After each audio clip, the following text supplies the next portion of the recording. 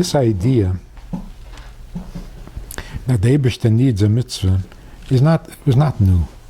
It's not new in Chassidus. It's not new, but it was always assumed that the Eibishter needs the mitzvah in the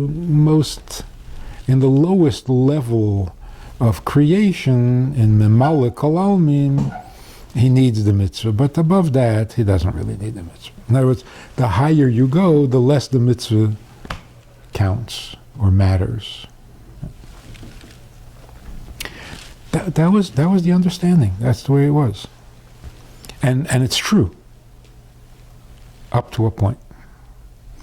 The higher you go, the less this world matters. But when you get to the Eibishter himself, then it matters very much.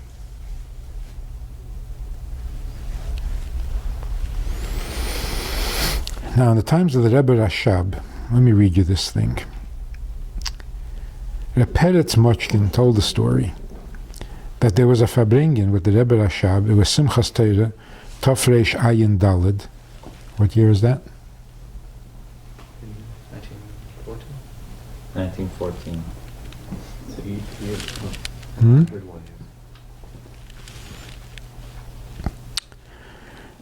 it was a Simchas Torah Farbrengen, and the Rebbe said a sicha, a well-known sicha, stating that Kol ha-mitzvahs misyachseis el ha'atzmus, that all the mitzvahs are rooted in atzmus, that the Eibishter himself, and he gave a long biur, very deep and amazing, on the greatness of the mitzvah, connecting them to the Eibishter's essence.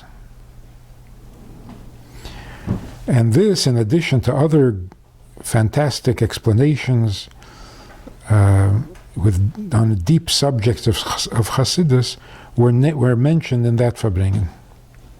The next day, the famous Mashpia, Reb Greinem, who was a Chassid, I'll say it later. So this famous Mashpia, Reb Greinem, approached Reb Peretz, who was a young man at the time, and he said to him, Peretz, what would I do if I had missed this Farbrengen?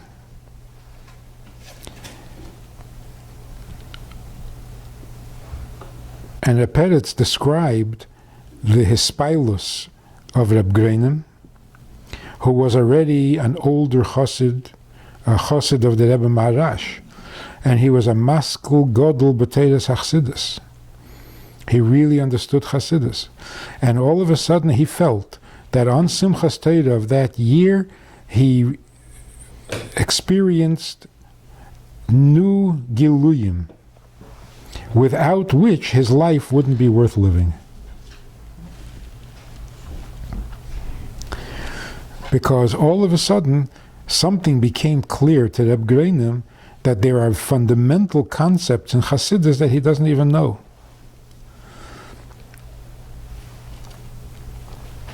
And all of a sudden, everything that he did know until then took on a whole new layer of meaning. And so he felt that without that Farbrengen, he would have been missing the whole point, and his life wouldn't be a life.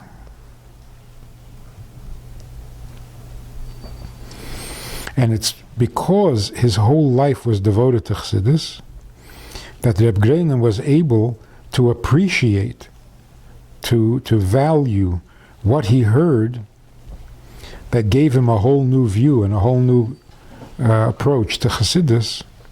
And who did he choose to share this with? With this young man, Reb Peretz. So it was really, this whole thing is a long compliment to Reb Peretz. But in the meantime, we find from this description that this idea that not only does the Eibishter need the mitzvah on some level, but that he needs it essentially in Atzmus itself, in the highest place. This was something new to even big Chassidim. What did they think before? Like before the Rebbe Shah said it? That mitzvahs are negeya in Memale Kol Almin, not in Seviv Kol Almin, and certainly not in Atzmus. So if someone asks them, does God care if you put on film, what would they say? Sure. Does God care? Yeah. In Memala Kolana. So what does that mean? In other words, the part of the Eibishter that is involved in creation takes creation seriously. But the higher part of the Eibishter... So part of the mistake is that it's true. Huh? Tanya, everything is that there's no separation. Like Hashem really cares. Like Havai Holy Kid. There's no like just Mamal Kalam. It's really that it's all for Hashem really needs them. So it's the Tanya itself. So how is it that people didn't realize that? I'm not sure where it says in Shari Yichud Ve'emunah about... I guess it's... I don't know. I thought it was... pretty obvious, right? So once you know it, it's obvious everywhere. But there are reasons for assuming this. Because Rambam says... I mean, all the comments made about the Eibishter all seem to agree that the world is really insignificant, and what a human being does can't have much meaning l'mayla. And that where it does have meaning, it's just a little piece of something. It's not... The mistake, of course, is when it says that the world is not significant and human beings are not significant, that's true. That doesn't mean the mitzvah is not significant. Because the mitzvah is not part of creation, and the mitzvah is not this world, and the mitzvah is not human activity. Mitzvah is him. How can it not be important to him? It's his mitzvah. Yeah, but what human beings do is not... Yes, what human beings do. Not his mitzvahs. So there was a little bit of a confusion there. Well, isn't the world his? So I mean, it seems like a very simple point. Why is it so complicated? Like, what human beings do doesn't matter so much, but what Jewish beings do does. If they're doing a mitzvah. Well, I mean, we can talk. It's a whole nother conversation because Yidden also aren't a bria, really. The neshama is not. Right. So this is, and here's another. After that Farbrengen in 1914, where somebody got very excited that this is a whole new insight, a new gilui,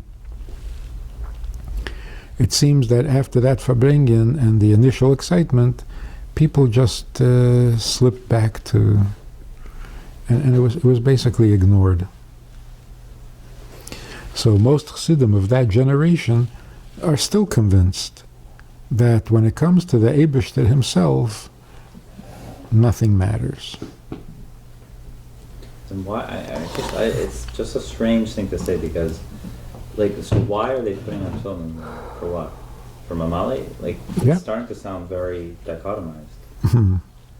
Almost. I mean, I would think that's more cause for concern philosophically.